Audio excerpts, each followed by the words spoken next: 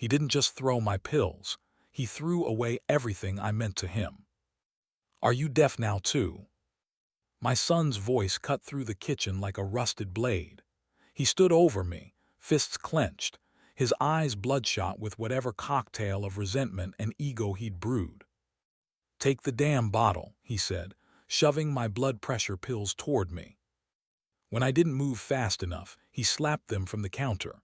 The plastic cracked on the tile, pills scattering like tiny white bones across the floor. I bent down slowly, knees aching with every inch. You didn't have to do that, I murmured. He scoffed. You're not my responsibility anymore. We're not a damn charity. I looked up from the floor. His wife leaned against the wall with her arms crossed, nails painted the color of dried blood. She didn't blink, just stared like she was watching a show she'd already seen the ending of. You live here rent-free, eat our food, hog the guest room. We're trying to build a life. His voice was rising, louder with each sentence. We didn't sign up to babysit some bitter old man who just sits around watching war documentaries like it's still 1972. I wanted to say something, anything, but my tongue felt nailed to my jaw. That house was never theirs to give. I built it, with her, with sweat and busted knuckles and drywall dust in our hair. I paid this mortgage before you knew how to spell your name, I said quietly. You think that means something now, he snapped. The deed's in my name, you're just extra. That word. Extra. Like luggage, like noise. I stood slowly, my hands trembling not from weakness, from something deeper, something hollowing me out. I'll be gone by tonight, I said. His wife smirked. Good. I raised that boy. I gave him everything I had, including my silence when he failed. That was my biggest mistake. I moved through the house like a ghost, touching nothing. The hall photos had already been changed, their wedding, their baby shower, their vacation in Italy.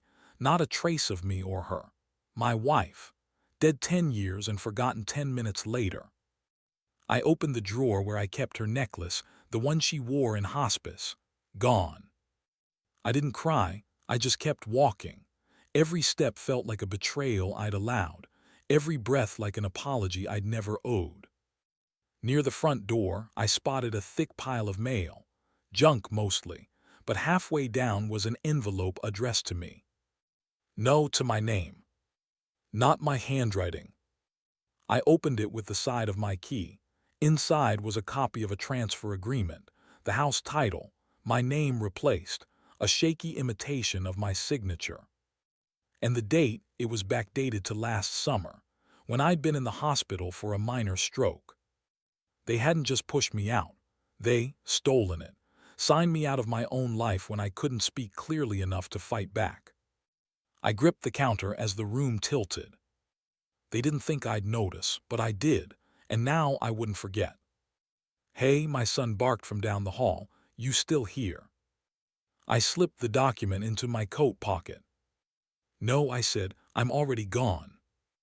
I packed a single bag, the only photo I had of her creased from hiding in my Bible, a change of clothes, my VA card. As I stepped out the door, he didn't say goodbye, neither did she. The wind was colder than I remembered. If someone listening, don't let silence swallow your story. They count on us staying quiet. I won't. Not anymore. The door shut behind me with the soft finality of a casket lid. And I didn't look back. You think losing your home feels like thunder, but it doesn't. It's quiet, like a door that doesn't open anymore. The morning rain hit my face like judgment. I stepped onto the porch and reached into my pocket. Same key, same motion I'd made for 30 years. It didn't fit. I jiggled it again, slower this time. Metal against metal, nothing. I tried the knob. Locked. The porch light was still on, glowing like some sick joke, like it was still my home, but the house had already decided otherwise. I knocked once, twice. Then louder, it's me, I just need 5 minutes. No answer, no footsteps, no voice. Only the dog barked next door. "Jenna," I called, "you home?" The curtain twitched in the living room window. I saw her just for a second, still in her robe, holding a coffee mug like this was any other Tuesday. Then she turned and disappeared. That was the part that stuck with me, not the silence. The ease. She didn't even blink, like I was a stranger with a clipboard.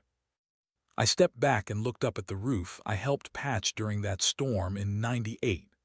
I remembered holding the ladder while my boy, still lanky and full of piss and hope, nailed the shingles. Now nothing. "Open the damn door," I muttered, half to myself. Nothing. The neighbors across the street watched through their windshield, wipers squeaking slowly. They didn't wave, didn't roll down the window, just waited for me to leave like I was selling insurance. I turned, hands in my pockets, trying not to shake from rage. That's when I remembered the photo album. Her handwriting was in that book. Her will, the real one, not whatever paperwork they'd cooked up. She had written it one night before her last chemo session, pages folded behind the wedding photos. It wasn't just pictures. It was my only proof. I knocked again, harder this time. "I don't want anything, just the photo album, it's by the bookshelf." Still nothing. Then the porch light flicked off. That house knew me. It held every argument, every laugh, every goodbye, and now it spit me out like sour wine. I turned and stared at the mailbox. It still had my name on it in fatting Sharpie, under the newer sticker they slapped on top. That felt about right. I pulled the lid open, junk mail, an old phone bill addressed to me. Underneath it, a letter from the county assessor. Opened, read, resealed. My name was scratched off in pen. Underneath was my son's, in handwriting that wasn't mine. The rain started harder, cold, bone-deep. I stepped off the porch and stood in the grass. My shoes sank in the mud. A part of me thought if I just waited, they'd open the door. But they didn't. And they wouldn't. Across the street, the neighbor's door opened a crack. Old Mr. Delaney, Vietnam vet, wore his fatigue jacket even in July. He didn't say anything, just nodded. I nodded back. Then I turned and walked. I walked until the neighborhood turned unfamiliar, until my feet didn't know the sidewalk cracks anymore. I sat on a bench outside the gas station, hands tucked under my arms, rain dripping off the brim of my cap. Inside, a teenager bought scratchers. Someone else microwaved a burrito. The world kept spinning like it hadn't just betrayed me. An old man with nothing but a coat and an envelope in his pocket. That's what I'd become. Not even a call, not even a lie, just a lock. I should have seen it coming. The way he stopped calling me dad and started calling me the old man. If you're watching this, and your child starts calling you that, pay attention. Because the next thing they chain is the locks. The rain slowed. But the silence, that stayed. They say war changes a man, but they never talk about what happens when peace betrays him. The wood of the bench dug into my back like a rifle stock, damp, splintered. I tried to shift, but my hips groaned louder than the wind. My coat wasn't enough. The sun hadn't risen yet, and the fog rolled in heavy, thick enough to press on my lungs. I curled tighter. Every time I blinked, I saw desert sand, not the park grass. A tent flapping in the wind, the smell of diesel and copper. We lost 2 men that morning. One had a new baby, one never said a word. I'd stayed silent then too. Just like now. That's the worst kind of betrayal, when it looks like silence, when it feels like survival. A pigeon landed on the end of the bench like it had more of a right to sit there than I did. I stared at it. "You hungry too?" I muttered. It blinked at me, cocked its head, and flew off. Footsteps crunched behind me. Soft ones, careful, not the kind that belonged to someone about to yell. I turned slowly. "Helen." Her face froze. She looked me up and down, jaw clenched like she was trying to hold something in. "Jesus, Richard," she whispered, "what are you doing out here?" I tried to straighten my posture, like that would somehow erase what she was seeing. "Just getting some air." "You look like hell." "Good, I was trying to match how I feel." She didn't smile. She sat beside me without asking. Still had that beige coat she always wore. Still smelled like lavender and cold coffee. "I stopped by the house yesterday," she said quietly. "Jenna told me you moved." I chuckled bitter. "That's generous, they moved me, I just didn't know it yet." "Richard," her voice hardened, "tell me what happened." I didn't want to say it out loud. Part of me still thought if I did, it'd make it real. "They forged something," I said finally. "I saw my name on a title transfer, dated back when I couldn't hold a pen steady." Her eyes didn't blink. "You're sure?" "They took the house, and not just the house. My wife's album is still in there, her will, her handwriting gone." Helen's hands curled into fists in her lap. "That's felony fraud." "I know." "Did you sign anything? Anything with a notary?" "No, and I wouldn't have. Not without reading it 3 times." She nodded slowly, jaw ticking. "Do you have the document?" "In my coat pocket, back at the shelter." She stood. "Then let's go. We're not sitting in the rain playing victim. Not today." I hesitated. "Why now?" I asked. "Why help me?" Her eyes softened. "Because I loved her, and because I know she'd kill me if I didn't. Some people show up when the war starts. Others, they were there all along, quiet, waiting for you to stand back up." She helped me to my feet. My knees cracked. My pride cracked louder. "You're going to need a lawyer," she said. "You are a lawyer." "I met a mean one. I'll be the nice one." I almost smiled. Almost. We walked slowly, the fog beginning to lift. My fingers still ached from the cold, but something in my chest, the tightness, it eased. One step at a time. They thought they'd buried me in silence, but I've been here before. And this time, I brought a shovel. We crossed the street as the pigeons circled back.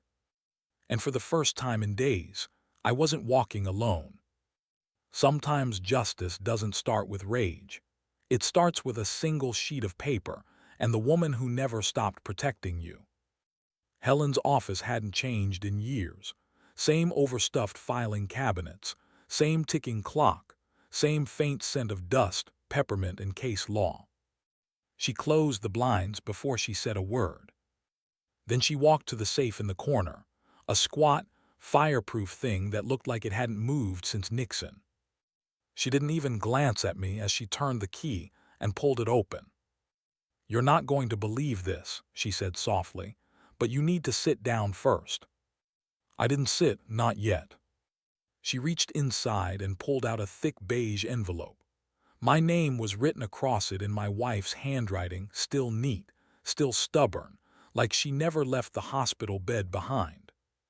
Helen held it with both hands, like it might dissolve. "She gave this to me the day before her final chemo," she said. "Told me to keep it safe in case your son ever got ideas." That word stung more than it should have. "Why didn't you tell me sooner?" I asked. "Because you trusted him, and I trusted your silence." She opened the envelope and slid the documents onto the desk. On top, the original will. No edits, no lawyer redline versions, just her wishes clear as day. "The house remains under my husband's care until his death or voluntary departure. Not transferable, not assumable, not for sale, not negotiable. No co-signature from my son, no amendments." It wasn't a draft. It was a statement. I'd forgotten how firm her handwriting was, like she carved every word to last longer than she ever could. My hand trembled as I ran a finger down the page. "She knew," I whispered. Helen nodded. She suspected, especially after that first conversation they had about downsizing. She was dying. She was also watching. She didn't miss much. I sat down, the document still in my lap. They stole from her, not just me. No, Helen said. They stole from the part of her that trusted them. She sat across from me, hands folded. What you're holding isn't enough, not yet, but it's a start. What do we need? I asked. A few things, she said. Timestamps, documents with contradictory signatures, witnesses, paper trails. You need to show they bypassed your consent and that you weren't mentally incapacitated. I snorted. They tried to use my stroke, didn't they? They did. I spent my whole life trying to make sure my son didn't grow up bitter. I gave him everything. And in the end, he forged what he couldn't earn. I still have the medical records from that week, I said. VA files, they'll show I was coherent. Perfect, we'll need those, and we'll need something they didn't plan for. Like what? Truth, she said. Documented, verified, quietly gathered. I nodded. You think they'll see it coming? Helen leaned forward, her voice cold now. No, that's the point. She handed me a manila folder. Inside, a checklist. Dates, forms, places I'd never paid attention to, title offices, signature logs, old emails I barely checked. You don't have to do this all today, she said. But if you want your life back, not just the house, we do it right. I stood and looked down at the paper in my hands. I want it done right, I said, and I want it done quiet. Then we'll move like ghosts. They changed the locks, they stole the deed. But they forgot one thing. She left me a key they never knew existed. The light outside Helen's window shifted as I tucked the will back into the envelope. Not rage. Not revenge. Something colder. Something earned. And it started now. When someone steals from you in daylight, they think you're too old, too tired, or too kind to notice. That's their first mistake. I waited until mid-morning when I knew they'd be gone. Jenna taught yoga Tuesdays. My son was always 2 hours late for everything except betrayal. I still had the garage code. They'd forgotten that part. I didn't walk in loud. I didn't open any doors I didn't have to. Just the garage and the kitchen, where the trash bin sat like a confession booth. It smelled like rot and lemon wipes. I pulled the bag free and knelt on the tile, careful not to leave prints. I opened it and sifted. Receipts, cardboard food boxes, a shredded FedEx envelope. Then I saw its slivers of thick paper, torn diagonally, uneven. One piece still had a letterhead, POA authorization, limited care. Another had half my name, Rich, and a last name misspelled like a stranger had guessed at it. My own name torn up like a credit card application, like I'd never mattered. I pocketed what I could, tiny pieces, nothing concrete yet, but enough to build a shadow. I walked to the living room. The bookshelf was still cluttered with self-help garbage and award plaques my son printed himself. I ran my fingers along the back panel until I found the narrow gap. The recorder was small, about the size of a thumb drive, voice-activated. Helen gave it to me, said, "Don't talk, just listen." I wedged it behind a row of travel books no one ever read. Then I left. Didn't touch anything else. Didn't even close the door all the way. Let it click soft behind me like a whisper. 2 days later, I was back in Helen's office, the recorder between us on the table. She pressed play. Jenna's voice came first. "You think he even knows he's not on the deed anymore?" Then his. "Please, he still thinks the cable bill in his name." They laughed. The sound scraped across my chest. "Financial cleanup," she said. "That's what this is. He's just excess now, like an old car in the driveway." I closed my eyes. That was the moment I stopped wondering if they meant to hurt me. They did, and they enjoyed it. "You all right?" Helen asked. I opened my eyes slowly. "Play it again." She did. This time I heard more. a mention of the power of attorney form, a chuckle about using my hospital stay as perfect timing, and one sentence that felt like acid poured into my ears. If he dies in the next year, we'll get the full policy, untouched. My breath caught. Helen paused the recording. You didn't tell me about a life insurance policy. I didn't know it was still active. It was through her work, not mine, set to me then, probably to him. Helen rubbed her temple. We need the policy number, and a lawyer with sharper teeth than me. We stay quiet, I said. No lawyers, not yet. They think I'm broke, let them. She looked at me carefully. You want revenge? No, I said. I want truth, loud and undeniable. Then we keep collecting. Every lie, every forged form, every word they never thought anyone would hear. They thought I'd fade away, that I'd shuffle into some nursing home and forget where I left my keys. They forgot I was trained to wait, to observe, to strike when the timing hurts most. Helen slid a legal pad across the table. Write down every file, login, bank, or form you can remember from before the stroke. I started writing. Not because I was ready to fight, but because I finally knew how. I left her office and stood at the curb, watching the cars blur past. A family walked by, dad, mom, boy in tow. The father held the boy's hand tight. I used to do that. Now my son held paperwork instead. Let them call it financial cleanup. I'll call it what it is.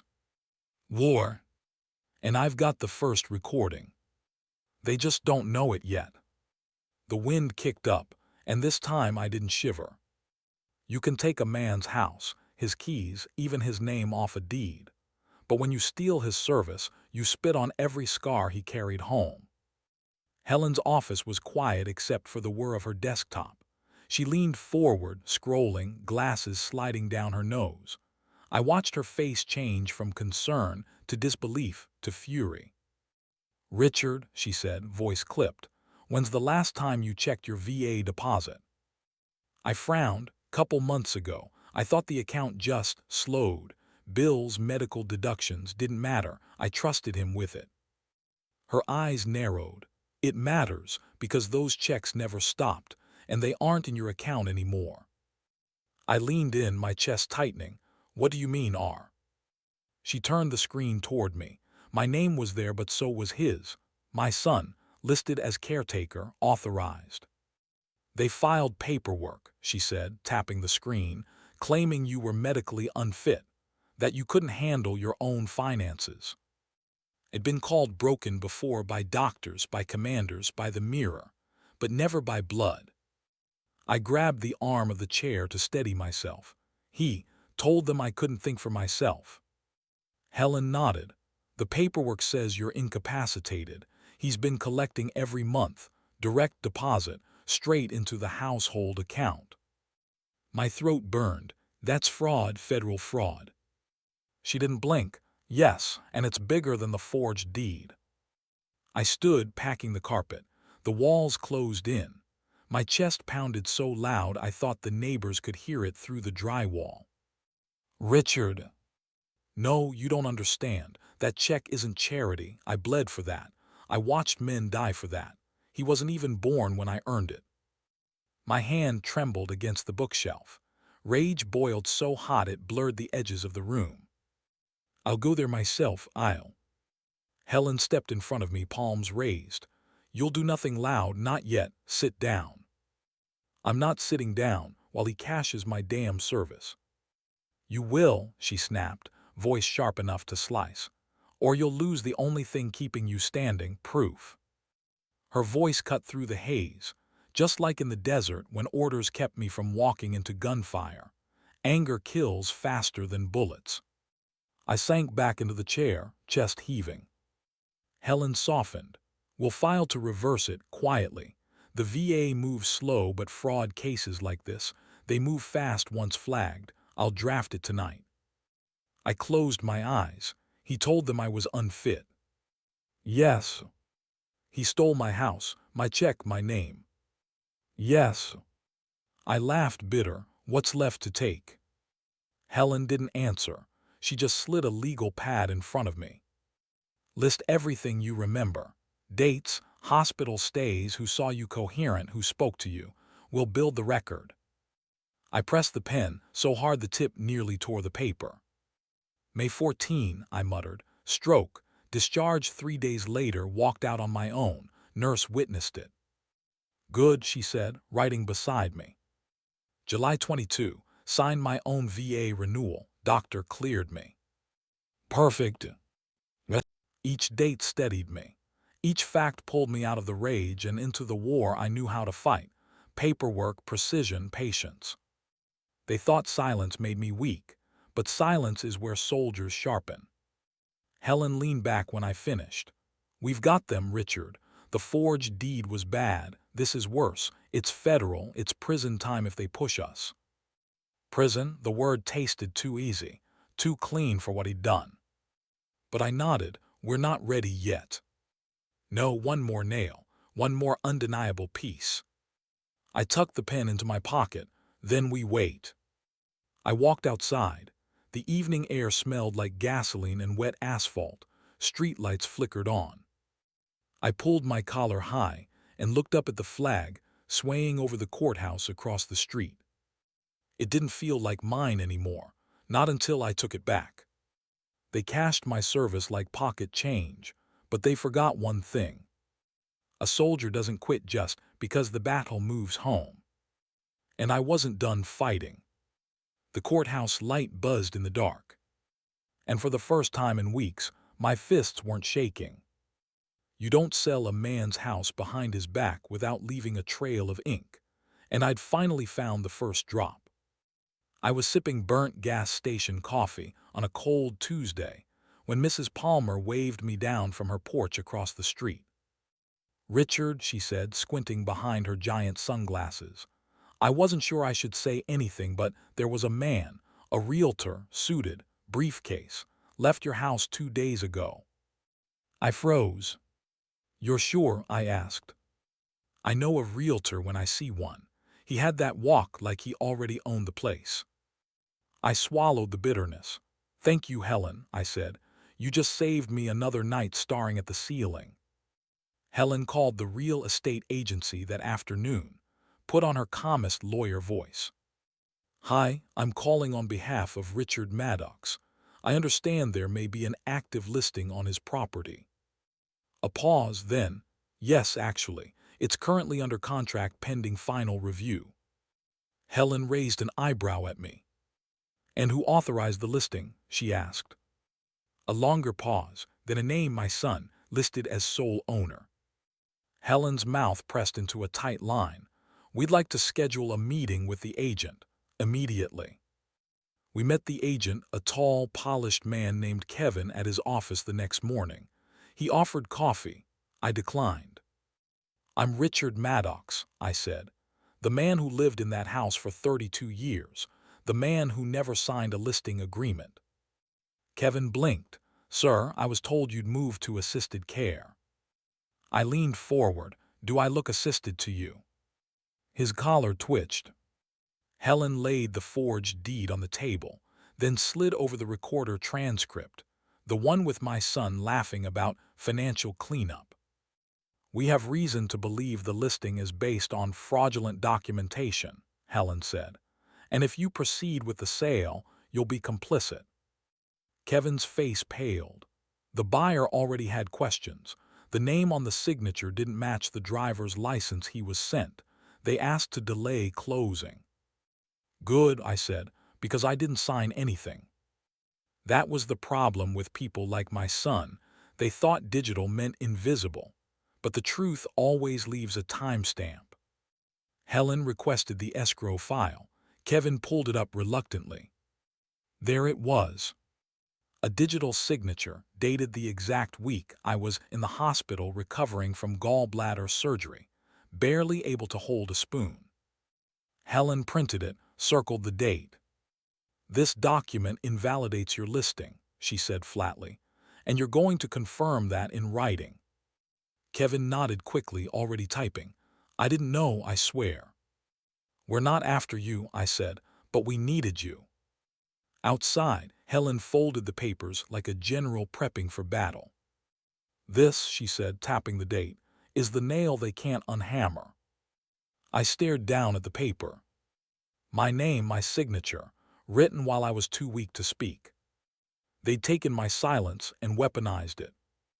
You can forgive a lot of things when you love someone, but forging your name while you're unconscious, that's not betrayal, that's a declaration of war. Helen looked over. They're about to learn what quiet dignity can do in court. I smiled for the first time in weeks. "You think they'll panic?" "They already are," she said. "They just don't know how loud the fall is going to be." The clouds broke as we stepped outside. The sun hit my face. And for once it didn't burn. They built their lies on my silence. Now I'm going to tear them down. With nothing but the truth. We crossed the parking lot, one forged line behind us, and 100 real ones ready to be drawn. They thought I'd show up in shame, but I didn't come to be pitied. I came to be heard. The courthouse smelled like old paper and tension. I sat in the hallway outside courtroom 3B, knees stiff, tie choking me like guilt. Helen sat beside me, flipping through our binder, 20 pages thick, tabbed, color-coded, time-stamped. Every lie, every signature, every shred of silence turned into evidence. "Still want to do this?" she asked. I looked straight ahead. "I've been doing this since the day they changed the locks." The bailiff opened the doors. "All rise." I stood. So did he. My son.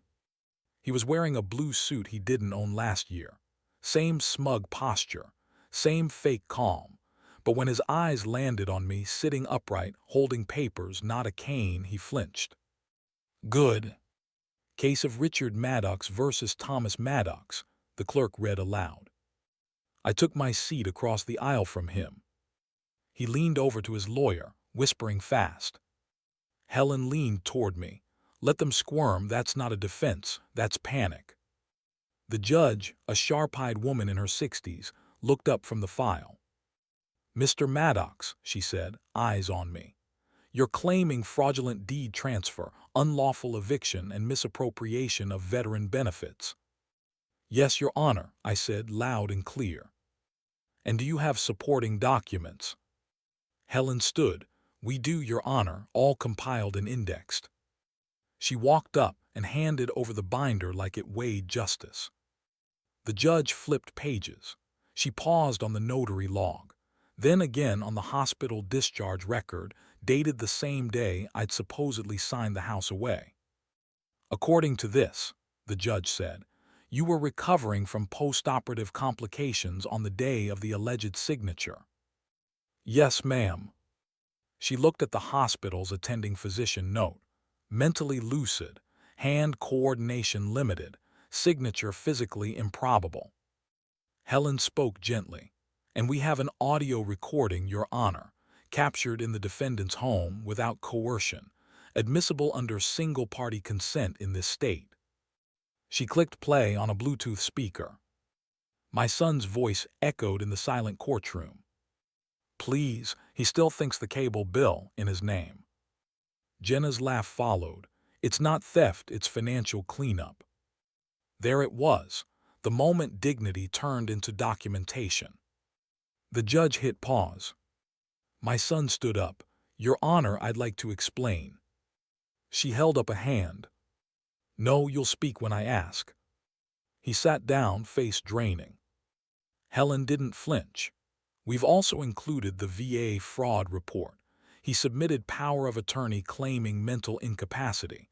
Mr. Maddox has multiple medical assessments stating the opposite." The judge took a breath, then closed the binder.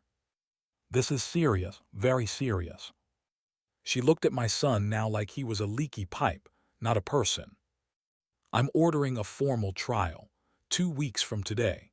Until then, all assets tied to the disputed property are frozen. That includes banking activity on any accounts tied to this transfer." She banged the gavel. Court adjourned. My son's lawyer leaned in, whispering something frantic. He didn't answer. He just stared at the floor like it had swallowed him. That was the moment he realized I hadn't come to beg. I'd come to end it legally, fully, publicly. Helen gathered the binder. I stood. My knees didn't shake this time. Outside the courtroom, I stopped and looked back once. My son hadn't moved. Just sat there, small in a big chair, waiting for someone else to fix what he'd broken. We walked into the sunlight. Helen exhaled. "You did it." I shook my head. Not yet, but I reminded him what my silence sounds like in a courtroom. They took everything they thought I had. But what they didn't take was my voice. And now the law was listening. The courthouse doors shut behind me. But the trial had only just begun. You can measure the weight of betrayal by the silence that follows it. It didn't take long. 3 days after court, the calls stopped. No more fake laughs. No more "Uncle Rich, could you introduce me to your VA contact?" No more dinner invites from people who never remembered my birthday. His friends vanished like fog at noon. I wasn't surprised. People like them, they don't pick sides. They just disappear when the smoke clears and find cleaner ground to stand on. Good, let them. Helen called that morning. "The VA reactivated your payments, full retroactive. They'll land Friday." I nodded into the receiver. "That's good, thank you." "You've earned it," she said. I paused. "I don't feel like I've earned anything, not yet." "Well," she said, voice warm, "you're not done." She was right. The trial was ahead. But for the first time in months, my name meant something again. And not because it was printed on paper, but because I took it back. That night my phone buzzed at 2:11 a.m. A message from an unknown number. "Grandpa, it's Emily. Please tell me it's not true." I sat up in the dark, blinking against the glow. Emily.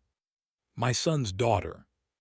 16, thought the world lived inside a screen, but her heart, that was always real. I typed back slowly. "It is, but it's not your fault." The typing bubble appeared, disappeared, appeared again. He never told me anything. I didn't know, I swear. I believed her. I always had. "I miss you," she wrote. "Can I see you?" I stared at the screen. My fingers hovered. Then I typed, "Anytime, you'll always have a place in my life." She sent a crying emoji, then nothing. I sat there for a long time, phone in hand, wondering how many pieces of this family could still be salvaged. The next morning, I signed the lease on a small second-floor apartment on Birch and 8th. Clean, quiet, close to the VA clinic. The landlord didn't ask questions. I paid 3 months up front. "I'll bring my own furniture," I said. He nodded. "You'll like the light in the morning." I already did. I moved in that same day. Just a suitcase, a duffel bag, the photo album Helen had recovered for me after a quiet visit to the house while no one was home. I didn't ask how she got it back. She just handed it to me and said, "Some things don't belong in enemy territory." There was peace in being unknown again, peace in having 4 walls that didn't echo with betrayal. I settled into a routine. Coffee at 6:00, walks before noon, a paper crossword in the afternoons. No more footsteps overhead, no more arguments muffled behind drywall.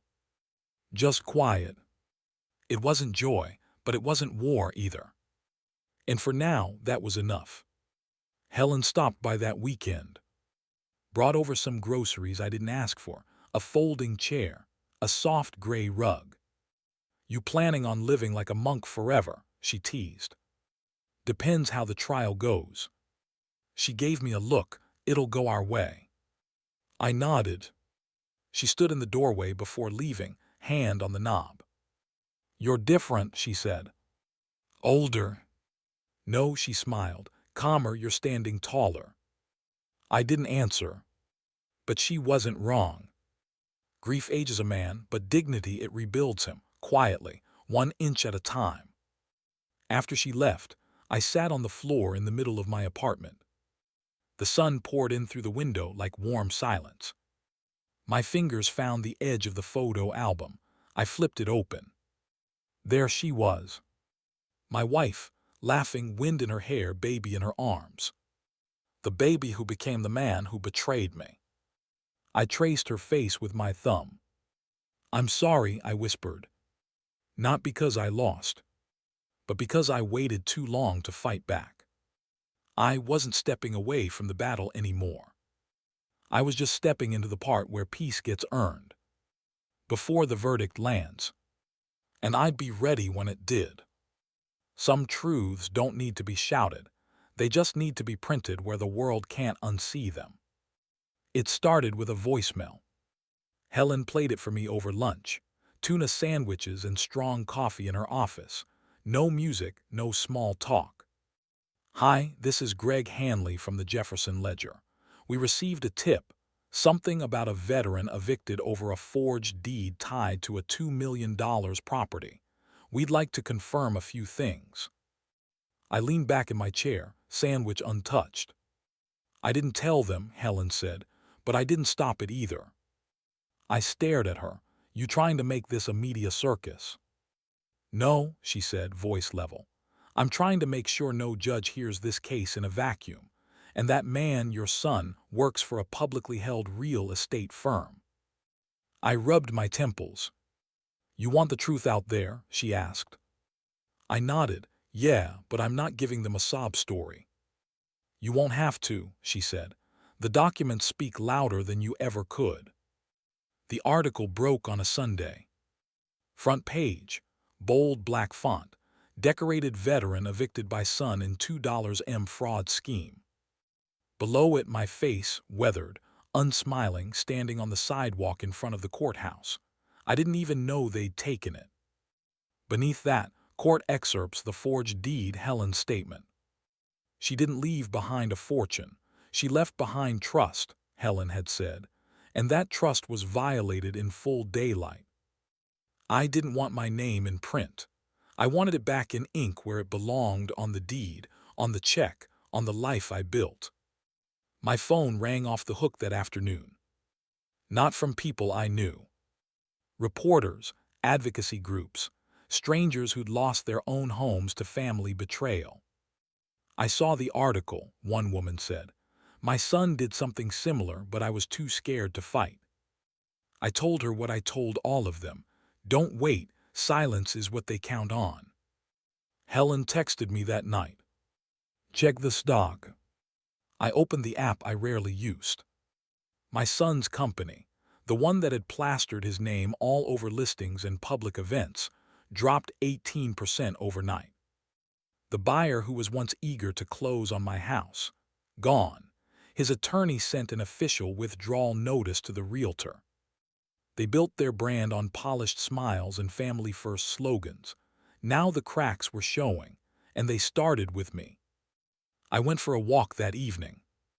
Long, quiet, down past the elementary school where I used to walk him home, back when his hands were too small to hold both his backpack and mine. Now he couldn't hold a single ounce of truth. My steps echoed louder than usual. The street felt emptier. His friends, the ones who used to wave from their cars and say, "Hey, Rich, any room in your network for us?" They didn't roll down their windows anymore. I passed his old high school basketball coach. The man looked right at me, then nodded, a slow, deliberate nod. I nodded back. A storm was coming, but it wasn't outside. It was inside the courtroom. Inside his boardroom. Inside his name. And I wasn't running from it. That night a reporter knocked on my apartment door. Young guy, nervous hands. "Mr. Maddox." I nodded. "I'm not looking for a quote," he said. "Just wanted to meet the man who didn't flinch." I opened the door halfway. "You want to print something," I said. "Print whatever you want, just don't lie." He blinked. "That's it." I nodded. "That's enough. Justice doesn't need a microphone." Sometimes it only needs a headline, and a man who no longer looks down when he walks past his own name. The next morning, I folded the paper neatly, and then I started preparing for the trial. He thought the walls were closing in on me, but the house always knew who built it. Court was quieter this time. Not solemn, just subdued, like the room had already made up its mind before anyone spoke. I sat in the back row, didn't wear a tie, didn't need to. The evidence wore the suit for me. My son was at the front, pale, jaw clenched, his lawyer whispering frantically in his ear like prayers were gonna fix forged documents. No Jenna. She wasn't in the courtroom. No calls, no shows, no hand to squeeze. Just him, alone in a cheap blazer, sweating through the seams like the truth was seeping out of his skin. The buyer's attorney spoke first. Your Honor, my client was led to believe he was purchasing a legally transferred property. The documentation presented was fraudulent, the deed invalid. We are seeking damages for breach of contract and misrepresentation. The judge didn't look surprised, just tired. Helen stood next. Her voice was colder now, cleaner. She sharpened it for this. Your Honor, the plaintiff has provided notarized proof of hospital records, power of attorney falsification, and audio recordings confirming intent to deceive. We're not just dealing with misrepresentation. This is strategic elder abuse and financial fraud planned, recorded, and now unraveling.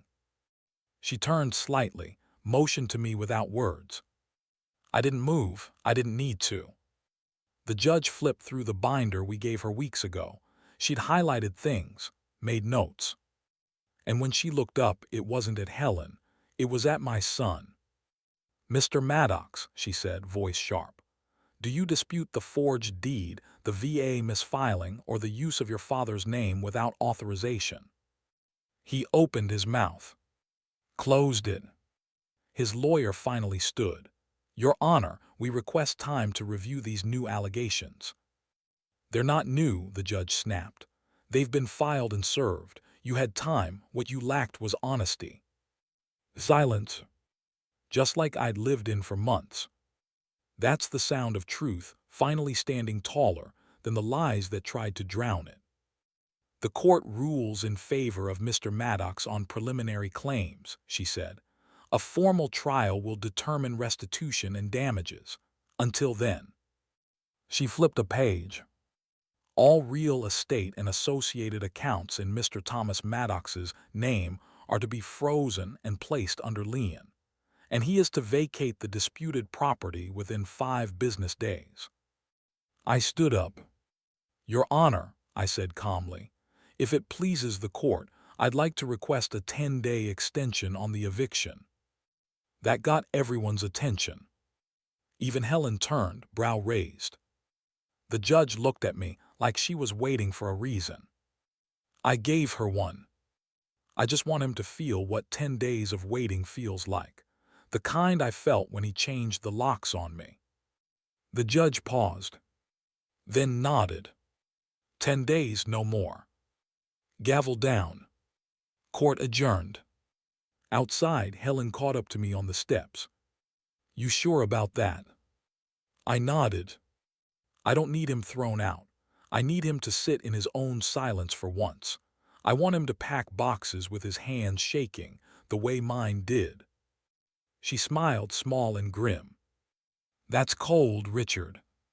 It's patient, I said. It's justice with a slow boil.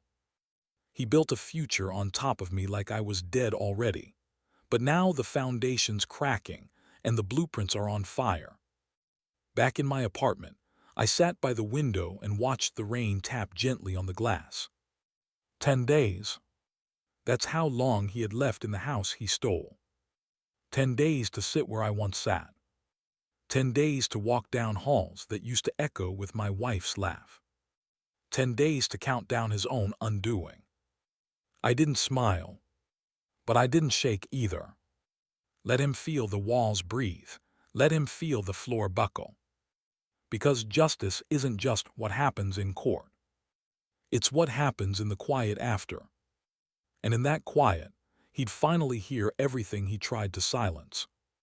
There's a sound you don't forget, the slow turn of a new lock, sealing off the life that once betrayed you. I stood on the porch with the new key in my hand.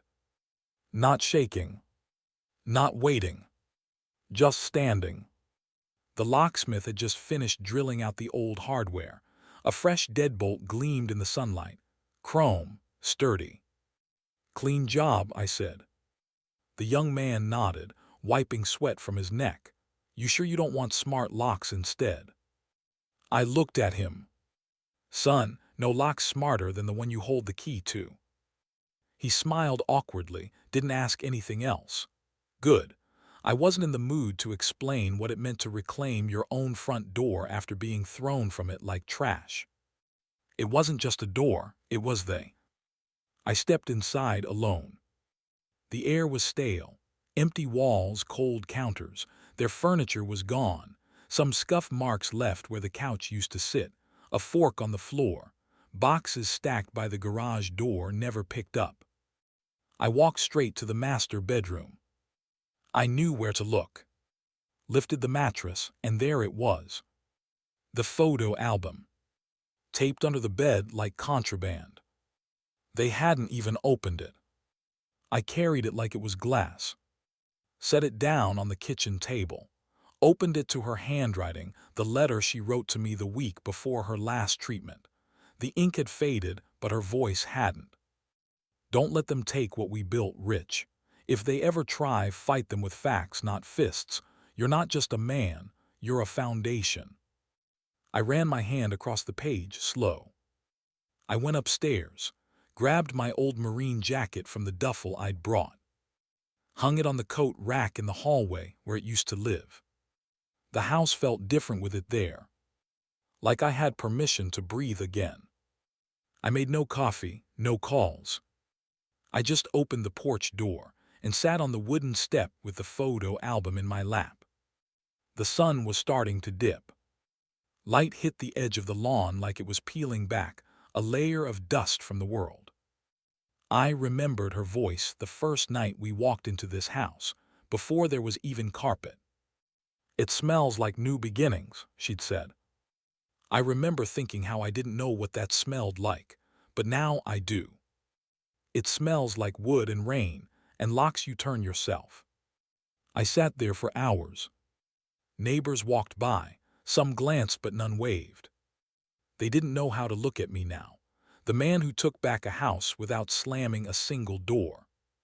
Didn't matter. I wasn't here for them. I remembered his laugh. My son, 5 years old, standing on a bucket next to me, while I changed out the door hardware back in '92. "Lefty-loosey, righty-tighty," I said. He laughed and repeated it like it was magic. Now I'd used that same trick to seal him out. Fitting. The breeze picked up. I pulled the album closer. The last photo in it was her, standing in the backyard, sun hitting her silver hair, arms folded across her chest, daring the world to tell her no. I whispered into the wind. "You can rest now, I've got it." Justice doesn't always come with applause. Sometimes it's just the echo of new keys, and a silence that finally feels earned. The porch light flicked on by timer. I stood up stretched and turned to go inside. I didn't slam the door. I didn't even look back. I just turned the knob and listened to the lock click shut. Not on my past, but on everything that mistook me for weak. And this time I kept the key. Inside the house, the quiet was mine again. And it had never sounded better. You don't get to choose how you're remembered unless you write it yourself. Helen poured the coffee, no sugar, no cream, just the way I liked it. The same chipped mug I'd used every visit since the beginning. The routine had become ritual. She closed the door, drew the blinds, and took her seat behind the desk. "I assume you're not here to gloat," she said. I shook my head. "I've had enough noise, now it's time for clarity." She nodded, "So the house. I looked at the legal folder in front of me, my name stamped on it in thick black marker. "I'm not selling it," I said. "All right," she replied. "Then what?" "No renters either. I don't want it turning into a business. That house wasn't built for profit, it was built for permanence." Helen leaned back. "So what are you thinking?" I slid the second folder across the desk. "I rewrote my will." She opened it slowly. Her fingers froze on page 2. "You're donating it." I nodded. "To the Jefferson Veteran Housing Initiative, in her name, full transfer upon my death, and until then the trust handles taxes, upkeep, everything." Helen stared down at the paperwork, blinking slower than usual. "She'd love that," she whispered. "She always said that house should mean something." "She still does," I said. Helen looked up. "You know what this means for him?" I nodded. "He'll lose everything." But I wasn't thinking about punishment. I was thinking about purpose. Because revenge fades, but legacy, that sticks. "I had a dream about her last night," I said quietly. "She was in the garden, kneeling next to the rosemary bush. Said I was late for something." Helen smiled gently. "She always said you ran on marine time." I handed her the pen. "I want it notarized, signed, sealed. No more backdoors, no more guessing. He'll never touch it again." Helen reached for the notary stamp, then paused. "You sure, Richard?" "He already lost what mattered," I said. "He just hasn't figured it out yet." The pen felt heavier than usual as I pressed it to the page. My signature, slow but steady. No tremor, no hesitation. Helen stamped the paper with a dull clunk. That was the sound of control leaving his hands. She slid the completed file into a sealed envelope and locked it in the drawer behind her.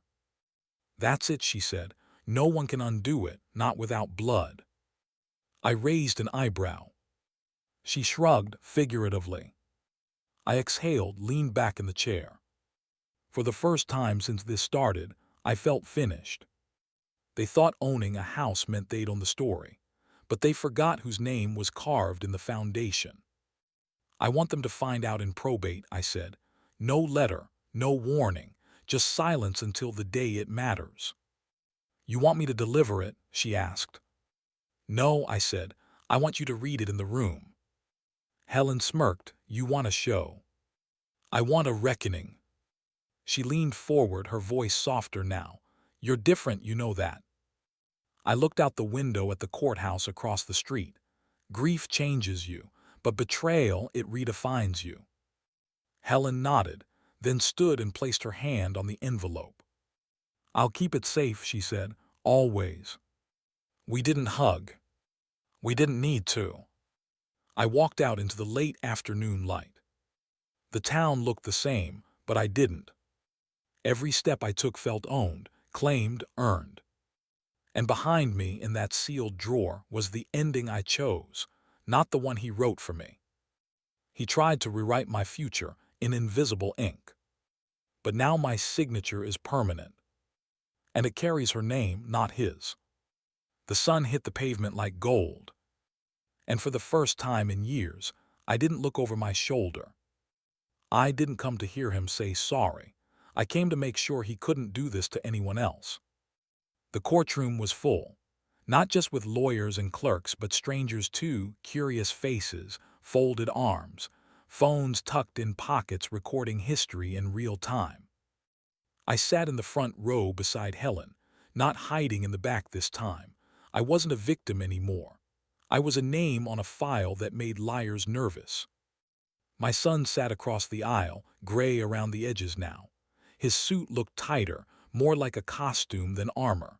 The people who used to whisper in his ear were gone. Just him, and a lawyer who kept clearing his throat like maybe silence was contagious. The judge entered, same calm gaze, same sharp posture. "Court is now in session." I didn't move. I didn't blink. Helen stood first. Her voice had that tone, quiet steel wrapped in velvet. "Your Honor, we are here to finalize claims of fraud, illegal eviction, forged documentation, and elder exploitation involving Mr. Richard Maddox. She laid the final folder on the judge's bench. We submit a formal request for full property return, financial restitution for diverted VA benefits, and a permanent public record of abuse tied to the defendant's name.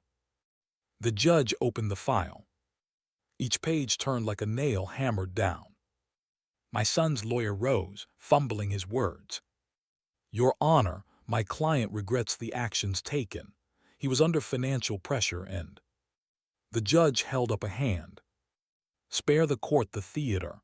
I've read the transcripts. I've reviewed the recordings. This wasn't desperation. This was strategy." Strategy, that's what hurt the most. That it wasn't some outburst. It was a plan. Then my son stood. Not on command, not prompted. "I want to say something," he said. The courtroom stilled. The judge gave a nod, barely. "I was wrong," he said, voice low. I thought he wouldn't notice, that he was just fatting, but he was, and I'm sorry." I didn't turn. Helen didn't flinch. The judge leaned back in her chair. "And are you sorry because you were caught, or because you understand what you took?" He hesitated too long. "Both." The word landed like a coin on concrete, hollow. The judge straightened. "In the matter of Maddox v. Maddox, I rule in full favor of the plaintiff. All assets illegally transferred are to be returned within 5 business days. A permanent public record of elder exploitation will be filed with the county. Monetary damages totaling $148,300 will be paid in restitution over the next 2 years. If unpaid, a lien will be enforced." My son dropped into his seat like his spine had given out. The room didn't clap. The room didn't breathe. It was silent. Rightfully so. Justice doesn't always roar. Sometimes it just lands, quiet, final. Court adjourned. Helen packed the folder slowly, like folding a flag. I didn't speak. I didn't need to. As I walked down the steps of the courthouse, reporters clustered near the bottom. Microphones, flashbulbs, voices layered like static. One of them stepped forward, young, confident, slick hair. "Mr. Maddox," he said, "what would you say to your son right now if he were standing beside you?" I paused. Thought about the porch. The thrown pill bottle.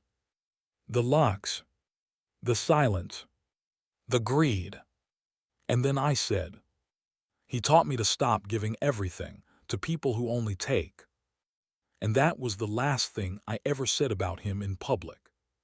Because dignity doesn't chase applause.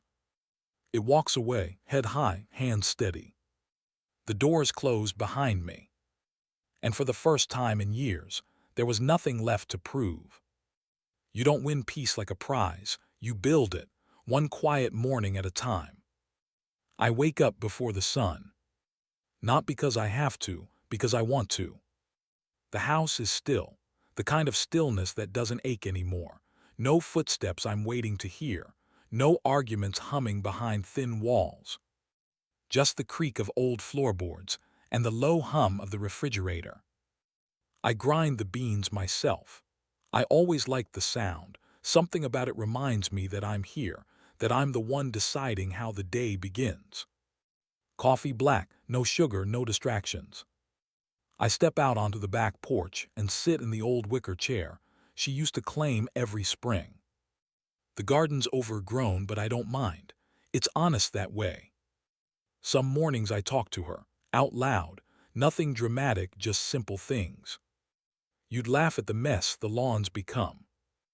Emily's applying to colleges. You were right, Helen never gave up on me. The VA check hit last week. I didn't even look at the balance. It's not about the money. It's about the name, my name, finally tied to something real again. Ownership, dignity, restoration. That's what I fought for, not a roof, not bricks. My place in the world. Memorial Day came with blue skis and the kind of breeze that carries memories with it. Helen parked out front first, then the board members from the Jefferson Veteran Housing Initiative. Clean suits, kind eyes, clipboards held with both hands like they were walking into a church. I walked them through the house slow, showed them the kitchen, the porch, the room I used to call my son's. This was built in 1985, I told them. Not a scratch on the foundation. She insisted we use brick, not siding, said it should last longer than either of us. One of the board members nodded, eyes glassy. It will. We sat at the kitchen table. I pulled out the folder. Deed, transfer paperwork, legal seal. Signed, final, irrevocable. I want this place to belong to veterans, I said, but not just any, the ones no one remembers, the ones who come home to silence. They all looked at each other, then at me. I don't need a plaque, I added, but I do have one request. I slid the photo across the table. My wife, sunlight in her eyes, holding a basket of fresh tomatoes from the backyard. Name the kitchen after her. They didn't speak right away, but I saw their answer in the tears that filled their eyes. She always wanted the house to feed more than just us. Now it will. They left just before sunset, hands full of papers and hearts full of something heavier. Helen stayed behind. We sat on the porch, 2 cups of coffee between us, no words for a while. Then she said, "You really never heard from him?" I shook my head. Not a letter, not a message, nothing. You okay with that? I looked out over the lawn, where the sprinkler clicked rhythmically in the distance. Yeah, I said, I am. Some people carve wounds so deep, even forgiveness can't reach them. And that's all right. Not everyone earns a return. She stood to leave. You need anything, you call. I will. She paused at the edge of the porch. You think you'll ever move out? I smiled. No, but I think the house will outgrow me, that's the point.